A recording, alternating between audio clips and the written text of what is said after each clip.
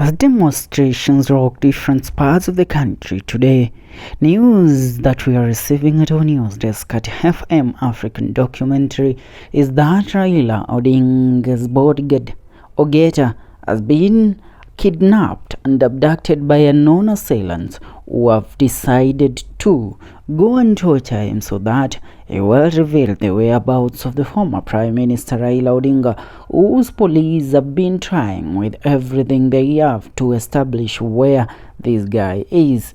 A developing story, according to reports from ODM spokesperson Philip Etale.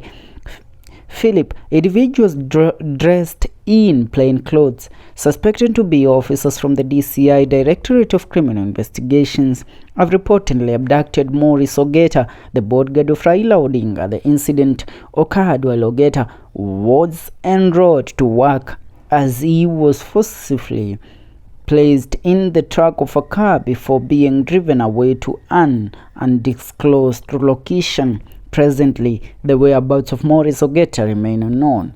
Right now, demonstrations have intensified in different parts of the country, with two people being shot dead in Migori.